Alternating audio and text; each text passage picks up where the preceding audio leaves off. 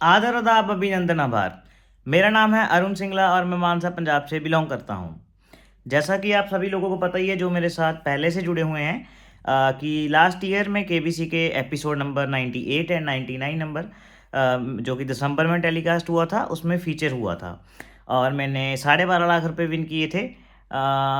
तो आप लोगों को पता है कि हमने केबीसी के ऊपर काफ़ी समय से ब्लॉग्स हम डाल रहे हैं कि किस प्रकार से जो आपकी सिलेक्शन है केबीसी में वो हो पाए। जो लोग बहुत समय से केबीसी में ट्राई कर रहे हैं या जो लोग अभी भी आज जुड़े हैं केबीसी के जाने में का उनका मन है और वो अप्लाई कर रहे हैं, तो किस प्रकार से उनको वहाँ पे इंटरव्यू के लिए तैयारी करना है, किस प्रकार से जीके के लिए तैयारी करना है और जो फॉर्म वहाँ पे भरवाया जाता है उसकी क्या क्या चीज़ें उसमें पूछी जाती हैं और आपको आंसर उस चीज़ का कैसे देना है। ऐसे बहुत सारी चीज़ें जो हैं हम लगातार डिस्कस करते आ रहे हैं और फॉर्म के लिए हमने काफ़ी वीडियोस पहले भी डाल दिए हैं और आज भी हम इस वीडियो में पहले तो आप लोगों की क्वेरीज लेंगे जो कि ग्राउंड ऑडिशन रिलेटेड होंगी, चाहे तो फिर वो ग्राउंड ऑडिशन की कॉलिंग रिलेटेड हो, वेन्यू रिलेटेड हो, डेट्स रिलेटेड हो और ग्राउंड ऑडिशन की और भी बहुत सारी क्वेरीज, जैसे वहाँ पे ड्रेस कोड क्या होना चाहिए, वहाँ पे कितना टाइम लगता है, आप लोगों को रहने सहने का क्या प्रबंध हो सकता है, वो सारी चीज़ें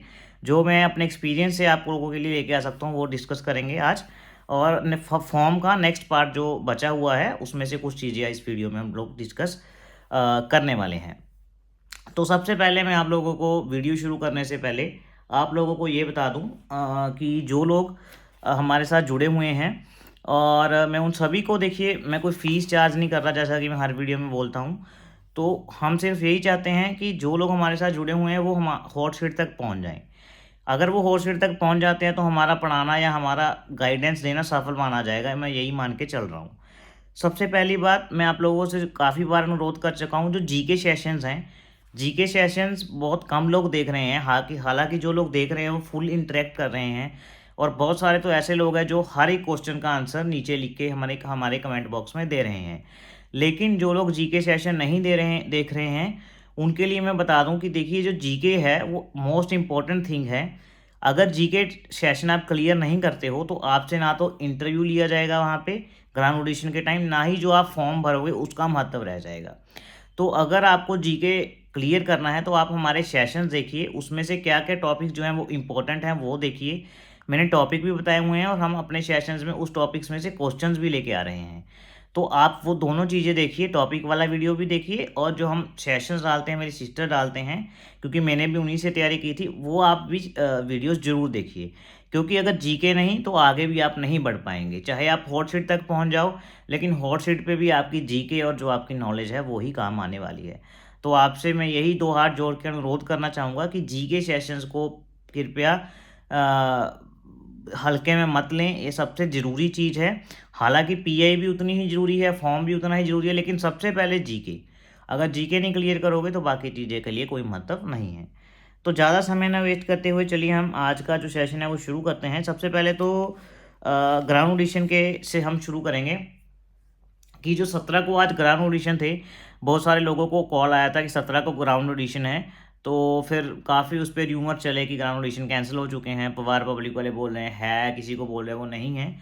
तो आज बहुत सारे सब्सक्राइबर ऐसे थे जो वहाँ पे पहुँचे, सिर्फ हमारे सब्सक्राइबर नहीं बहुत सारे लोग थे वहाँ पे पहुँचे हुए थे। मैंने सुबह किसी से बात की, वो वहाँ पहुँचे, हरियाणा से गए थे वो। तो वहाँ पे जब वो पहुँचे वहाँ पे उन्होंने देखा ना तो केबीसी का कोई टीम का बंदा था ना कोई बैनर था। तो केबीसी ने कॉलिंग तो कर दी थी 17 की, लेकिन अगर वो ऑडिशन डिले हो चुके थे तो हम ये चाहते थे कि केबीसी उन लोगों को थोड़ा टेलीफोनिकली या कैसे भी थोड़ा एसएमएस के थ्रू गाइड कर दे कि भाई ऑडिशन जो है वो डिले हो चुके हैं। हालांकि केबीसी ने ऐसा नहीं किया, वो लोग खर्चा करके भी गए और खर्चा करने के बाद उन लोगों को वहाँ पे कुछ मिला भी नहीं, तो उस बात का हमें बेहद दुख है। लेकिन हालांकि वही बात है कि हम कर तो कुछ सकते नहीं हैं, लेकिन हम इस बात की जो है उनके दुख में उनके साथ हैं। क्योंकि वहाँ पे कोई भी प्रबंध भी नहीं था आज, एटलीस्ट उनको कोई तो वहाँ पे एक बंदा खड़ा देना चाहिए था कम से कम, कि कम से कम उन लोगों को गाइड कर पाए। खैर, अब जो 17 वाले लोग हैं वो क्वेश्चन ये पूछ रहे हैं कि सर हमें 17 को तो अगर कॉल आया था, लेकिन अभी अगर ऑडिशन पोस्टपोन हो चुके हैं 24, 25, 25 और 29 को, तो क्या हमें ऑटोमेटिकली वहाँ जाना चाहिए या कॉल का और एसएमएस का वेट करना चाहिए। देखिए मैं उनसे कहूँगा कि अगर उन्हें 17 का कॉल आया था और 24-25 का अभी तक कोई इंटीमेशन नहीं आया है, तो उन्हें बिना कॉल इंटीमेशन या तो फिर एसएमएस इंटीमेशन के बिना नहीं जाना चाहिए। क्योंकि मैं ये मान के चल रहा हूँ कि अगर आपको कॉल या एसएमएस आएगा तो ही आपकी कन्फर्मेशन वहाँ पे ग्राउंड ऑडिशन के लिए पक्की होगी। तब तक के लिए आपकी ग्राउंड ऑडिशन का कोई पक्का नहीं है, इसलिए आप एसएमएस या कॉल का भी वेट कीजिए। अगर आपको आता है तो ही आप 24, 25 या 29 के लिए प्रोसीड कीजिए, तब तक आपको वेट करना ही सही रहेगा। क्योंकि मैं नहीं चाहता कि आप लोग जैसे 17 को वहाँ गए, आपका मन खराब हुआ, आपके पैसे भी खर्च हुए, वैसे दोबारा से खर्च हों, ऐसा हम लोग नहीं चाहते हैं। दूसरा हम बताते हैं कॉलिंग अपडेट। जो ग्राउंड ऑडिशन की कॉलिंग अपडेट है, वो आज ग्राउंड ऑडिशन की कॉलिंग जो है वो नहीं की गई है। सुबह में कोई एक जने का मैसेज आया था कि ग्राउंड ऑडिशन की कॉलिंग शायद से चालू हो चुकी है, लेकिन ना तो हमें कोई ठोस सबूत मिला उस बात का, कोई सब्सक्राइबर का, कि आज ग्राउंड ऑडिशन की कॉलिंग आई है, ना ही कोई रिकॉर्डिंग शेयर हुआ आज का जो कॉलिंग की गई है। तो मैं ये मान के चल रहा हूँ कि आज जो ग्राउंड ऑडिशन की कॉलिंग है वो नहीं की गई है। हालांकि हो सकता है कल भी कॉलिंग ना हो, कॉलिंग मंडे ऑनवर्ड्स दोबारा शुरू हो सकती है। अब बात करेंगे कि सर अभी तो मुंबई के लिए कॉल्स आ रहे हैं, क्या जो लोग नॉर्थ में रहते हैं, नॉर्थ ईस्ट में रहते हैं, क्या उनके लिए कोई अपॉर्चुनिटी है कि वहाँ पे भी सेंटर बने, कोई आसपास उनको अपॉर्चुनिटी मिले? जी हाँ, अभी जो कॉलिंग है वो लगभग 30 से 40% ऑडिशन ग्राउंड ऑडिशन के लिए हुई है, और सिर्फ मुंबई सेंटर के लिए हुई है। तो हम ये मान के चलते हैं कि नॉर्थ इंडिया में भी ऑडिशंस होंगे। हो सकता है अगर 6 सेंटर के ABC ने अनाउंस किए तो 6 पे हों चाहे ना हो, लेकिन दिल्ली तो मोस्ट फॉर श्योर पक्का ही ग्राउंड ऑडिशन कंडक्ट किए जाएंगे। उसके लिए आपको वेट करना है। अभी दिल्ली की कॉलिंग जो है वो शुरू नहीं हुई है, तो थोड़े दिन बाद दिल्ली की कॉलिंग भी शुरू हो जाएगी। तो आप लोग अभी हौसला मत हारिए, क्योंकि अभी बहुत सी कॉलिंग पेंडिंग है। आप सब लोगों को कॉलिंग जरूर आ जाएगी, यही मेरी भगवान से जो है वो प्रार्थना है। अब हम बात करेंगे कि ग्राउंड ऑडिशन में जो आपकी ग्राउंड ऑडिशन रिलेटेड क्वेरीज हैं, ग्राउंड ऑडिशन रिलेटेड कौन कौन सी क्वेरीज हैं। सबसे पहले तो जो हम फॉर्म डिस्कस कर रहे हैं, बहुत से लोग पूछ रहे हैं कि सर फॉर्म की लैंग्वेज कौन सी रहती है। तो देखिए, आप लोगों को मैं क्लियर कर देना चाहता हूँ, जो फॉर्म की लैंग्वेज है वो वैसे तो जैसे हम डिस्कस कर रहे हैं, फॉर्म 2 लैंग्वेज में होता है वहाँ पे, इंग्लिश और हिंदी में। पहले आपको सेम चीज़ इंग्लिश में लिखी रहती है, फिर सेम चीज़ ही वो हिंदी में लिख देते हैं। लेकिन जो इंग्लिश और हिंदी में लिखा होता है, तो आप लोगों को कौन सी लैंग्वेज में लिखना है, आप भी इंग्लिश में भी लिख सकते हो, हिंदी में भी लिख सकते हो, और इंग्लिश यानी इंग्लिश हिंदी मिक्स भी लिख सकते हो। ऐसा कोई स्पेसिफिक नहीं है कि इंग्लिश वाले को ज़्यादा प्रायोरिटी दी जाएगी या हिंदी वाले को ज़्यादा प्रायोरिटी दी जाएगी। अग आपकी मेन बात जो है वो उनको अच्छी लगनी चाहिए, उनको समझ में आनी चाहिए, यही उनका मेन मोटिव रहता है। इंग्लिश हिंदी का कोई ऐसे महत्व नहीं है कि आप पर्टिकुलर इसी लैंग्वेज में लिखो तो आपको ज़्यादा प्रायोरिटी दी जाएगी। तो मैं ये कहूँगा आप किसी भी लैंग्वेज में लिख सकते हैं, यही बस आपको भरने का तरीका चाहिए, लैंग्वेज उतनी मैटर नहीं करती है। इसके बाद हम बात करेंगे कि बहुत सारे लोग पूछते हैं कि जीके जो टेस्ट होता है वो MCQ होता है, कैसे होता है, और उनका रिजल्ट कितने टाइम बाद आता है। देखिए, जो जीके का टेस्ट होता है, अक्सर पाया जाता है कि उसमें 20 क्वेश्चंस पूछे जाते हैं जो MCQ बेस होते हैं। OMR शीट नहीं दिया जाता है आपको, ABCD 4 ऑप्शन दिए जाते हैं, उसमें से आपको टिक करना होता है जो करेक्ट होता है। फिर आपको जब टेस्ट के लिए थोड़े टाइम दिया जाता है, फिर टेस्ट होने के बाद आपसे वो तुरंत टेस्ट पेपर कलेक्ट कर लिए जाते हैं, और लगभग आधे पौने घंटे बाद आपको रिजल्ट बता दिया जाता है जीके का। तो जो लोग तो जीके में पास हो जाते हैं उनको बिठा लिया जाता है आगे PI वगैरह के लिए, और जो लोग नहीं पास होते हैं उनको कह दिया जाता है कि भाई आप लोग चले जा सकते हैं, उनका सफ़र ग्राउंड ऑडिशन का वहीं पे ख़त्म हो जाता है। तो नेक्स्ट है कि बहुत सारे लोग पूछ रहे हैं कि सर हमें बुकिंग करनी है, जिनको कॉल आ चुका है, तो ग्राउंड ऑडिशन कितने टाइम तक चलता है ताकि हम बुकिंग वापसी की उसी अकॉर्डिंगली करा सके। तो मैं ये कहूँगा कि अर्ली मॉर्निंग इनका ऑडिशन शुरू हो जाता है, और जो पहले लाइन में लग जाते हैं यूजुअली तो वो इवनिंग तक फ्री हो जाते हैं, जिनका जीके टेस्ट होता है, PI वगैरह क्लियर हो जाते हैं, उनकी बात कर रहा हूँ मैं। इवनिंग तक फ्री हो जाते हैं, लेकिन जो थोड़ी लेट लाइन में लगते हैं या तो फिर पीछे नंबर होता है, उनको कई बार रात भी हो जाती है। तो मैं उनके लिए यही सजेस्ट करूँगा कि अगर तो वहाँ रात रह सकते हैं, अगर कोई साधन नहीं है तो वहाँ रात रहने का प्रबंध करके जाएं। अगर कोई साधन है तो थोड़ा लेट नाइट ही बुक करें, ऐसा ना हो कि आपकी बारी लेट आए और आपका जो बुकिंग है वो चाहे बाय एयर, ट्रेन, बस जो भी है वो छूट जाए। इस वजह से मैं आपसे अनुरोध करता हूँ कि बुकिंग थोड़ी है वो लेट नाइट ही रखें, क्योंकि कई बार डिले हो जाता है, प्रोसेस में भी कोई टेक्निकल एरर भी आ जाता है, कई बार आपकी बारी पीछे होती है, बहुत सारी चीज़ें ऐसी हो जाती हैं टान की वजह से कुछ भी, कि आपकी बारी लेट आई। तो बहुत सारे लोग पूछ रहे हैं कि सर वहाँ पे रहने का कोई प्रबंध होता है। देखिए, रहने का प्रबंध जो है वो आप लोगों को ही करना पड़ेगा, लेकिन वहाँ पे आप कर सकते हो, जो लोग सिर्फ अकेले बॉयज़ जा रहे हैं या फैमिली के साथ नहीं हैं, वो डॉर्मेंट्री वगैरह वहाँ पे सर्च कर सकते हैं। डॉर्मेंट्री जो होती है वो काफ़ी सस्ती मिल जाती है उन लोगों को। हालाँकि जो गर्ल्स हैं या तो फिर फैमिली के साथ ट्रैवल कर रहे हैं, उनको तो मैं होटल ही रिकमेंड करूँगा, क्योंकि डॉर्मेट्री गर्ल्स के लिए उतनी जो है वो सेफ़ नहीं रहती है। तो आप वहाँ पे बहुत सारी ऐप्स हैं ऑनलाइन, गोआईबीबो है, मेक माई ट्रिप है, वहाँ पे जाके आप सर्च कर सकते हैं, आपको फिजिबल रेट में होटल्स अच्छे आराम से मिल जाते हैं। स्कूल के आसपास ही आप देख सकते हैं, ताकि आपको आना जाना भी ठीक रहे और रात को वहाँ पे अगर होटल में वापस आना है वो भी आपके लिए फिजिबल रहे। नेक्स्ट बात करते हैं, बहुत सारे लोग पूछ रहे हैं कि सर हमें ऑडिशन कॉल तो आ गया है, लेकिन अभी तक एसएमएस नहीं आया 24-25 का। देखिए 17 को तो जैसे क्या था कि बहुत से कम लोगों को कॉलिंग आया था, और एसएमएस तो 17 का भी नहीं आया था वो लोगों को, और फिर बाद में ऑडिशंस भी कैंसिल कर दिए। जैसे पवार पब्लिक स्कूल वाले बता रहे थे कि सर ऑडिशन नहीं है, उन्होंने भी निगलेक्ट कर दिया था, मना कर दिया था कि ऑडिशन नहीं है। इस बार पवार पब्लिक स्कूल वाले भी बोल रहे हैं कि 24-25 और 29 को ऑडिशन यहाँ पे कंडक्ट किए जाएंगे। और लेकिन फिर भी जिन लोगों को अभी तक एसएमएस नहीं आया, तो मेरा ये मानना है, एक्सपीरियंस से भी बता रहा हूँ कि एसएमएस या ईमेल आपको ज़रूर आ जाता है ऑडिशन से पहले, क्योंकि अभी काफ़ी दिन पड़े हैं, लगभग 6 दिन पड़े हैं। इस वीडियो को अगर आप देख रहे हो 6 दिन पड़े हैं लगभग, तो ग्राउंड ऑडिशन का मैसेज भी आपको ज़रूर आ ही जाएगा। तो उसके लिए आप वेट कीजिए, लेकिन अगर आपको बुकिंग करनी है तो मेरे हिसाब से आप कर सकते हो, क्योंकि जो ऑडिशन है वो लगभग फाइनल ही है, वो कंडक्ट किए ही जाएंगे। अगर आपको कॉल आ गया तो आप बुकिंग कर सकते हो, लेकिन एसएमएस का आपको वेट करना है। अगर आपको लास्ट तक एसएमएस नहीं आता है, फिर आप जो सोनी लिव की कस्टमर केयर है, या तो फिर नंबर है जो हमने ग्रुप में शेयर किया हुआ है, वहाँ पे आप बात कीजिए। अगर कंफर्मेशन लिए बिना जाने का कोई फ़ायदा नहीं है, लेकिन एसएमएस या ईमेल आपको ज़रूर आ ही जाएगा। अब हम बात करेंगे कि जो ग्राउंड ऑडिशन का ड्रेस कोड है वो क्या रहता है।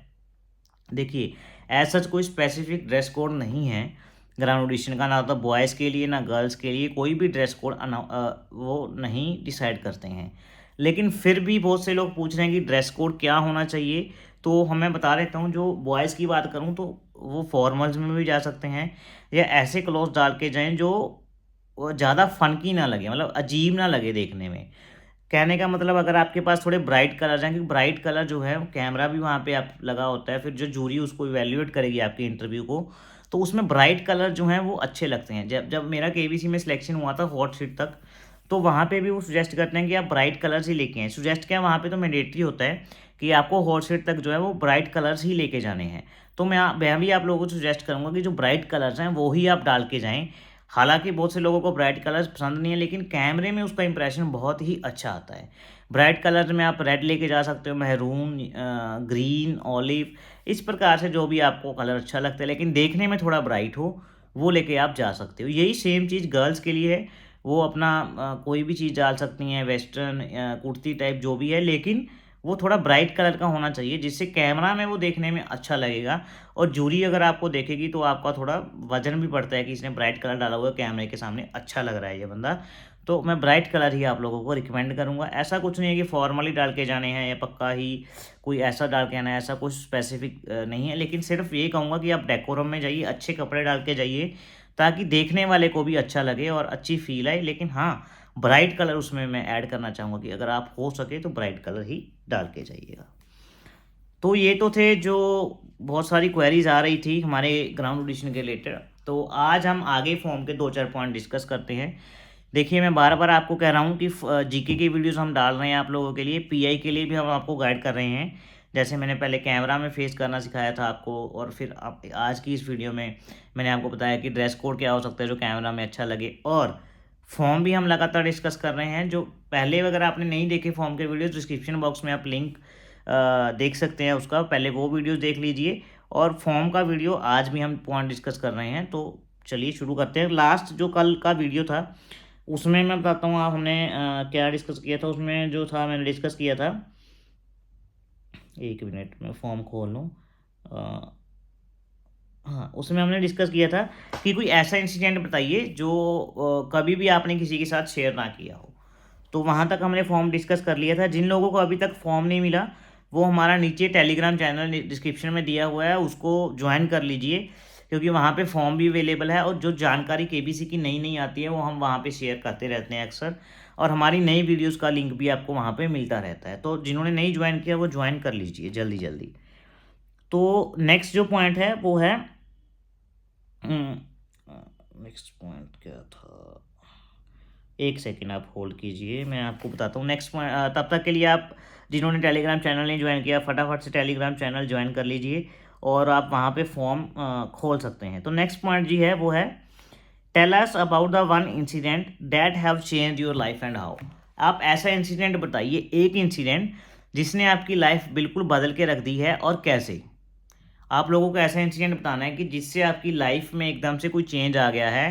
पहले तो वो इंसिडेंट बताना है और वो इंसिडेंट होने के बाद आपकी लाइफ कैसे चेंज हुई है। तो देखिए इसमें मैंने जो शेयर किया था, मैंने अपनी जॉब के बारे में शेयर किया था कि जब मेरी जॉब लगी, इससे क्या हुआ, मैं फाइनेंशियली इंडिपेंडेंट हो गया थोड़ा, जिससे मैं घर वालों को भी हेल्प करने लग गया। और साथ में क्या हुआ कि मेरे हेल्थ प्रॉब्लम से घर वालों को टेंशन थी कि ये इसका क्या होगा आगे फ्यूचर में, उनका भी टेंशन दूर हो गया क्योंकि मैं फाइनेंशियली इंडिपेंडेंट तो हो ही चुका था, साथ में घर वालों को भी फाइनेंशियली हेल्प देने लग गया था।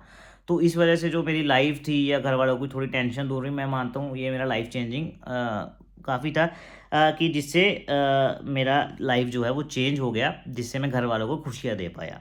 इसी प्रकार से अगर आपके लाइफ में भी ऐसे कोई मोमेंट है तो आप वहाँ पे मोमेंट जो है वो लिख सकते हैं। आपको क्या लिखना है, ऐसा मोमेंट जिससे आपकी लाइफ जो है वो चेंज हो गई है और आपकी लाइफ, पहले तो इंसिडेंट नरेट करना है वो, फिर क्या आपकी लाइफ में चेंज आया वो नरेट करना है, ये दो चीज़ें। उसके बाद है नेक्स्ट, ऐसी 3 चीज़ें जो आप लाइफ में करना चाहते हो, 3 things do want to do in your life. ये चीज़ें कोई भी 3 चीज़ें हो सकती हैं, चाहे तो वो आपके एम के रिलेटेड हो, जो हर एक बंदे का अलग एम होता है कि मैंने लाइफ में ये बनना है, या तो लाइफ में ये जॉब लेनी है, लाइफ में इतना बिजनेस ग्रो करना है। और भी बहुत सारी चीज़ें होती हैं कि मेरे को लाइफ में यहाँ पे जैसे बहुत सारे होते हैं माउंटेन जो हाइकिंग वगैरह लाइक करते हैं कि मेरे को लाइफ में ये माउंटेन क्लाइंब करना है, या बहुत सारे लोग होते हैं कि मेरे को लाइफ में यहाँ का यहाँ घूम के आना है। ऐसी 3 चीज़ें आपको बतानी हैं जो बाकियों से अलग हो और आपको करके दिखानी हो। बहुत सारे लोग लिख लेते हैं कि मैं सक्सेसफुल होना चाहता हूँ, सो भी सक्सेसफुल तो हर एक बंदा होना चाहता है। कौन है जो सक्सेसफुल नहीं होना चाहता इस दुनिया में, एक ही बंदा बता दीजिए जो सक्सेसफुल नहीं होना चाहता। ऐसा कोई भी नहीं होगा जो कहेगा कि हाँ जी मैं तो पड़ा रहना चाहता हूँ, मैं कुछ नहीं करना चाहता, ना सक्सेसफुल होना चाहता हूँ, ना कुछ करना चाहता हूँ। तो ऐसा नहीं लिखना है आप लोगों को, आपको ऐसी 3 चीज़ें लिखनी है जो बाकियों से अलग हों, जो आप असल में सच में करना चाहते हो। यहाँ पे झूठ बोलने की बिल्कुल भी ज़रूरत नहीं है।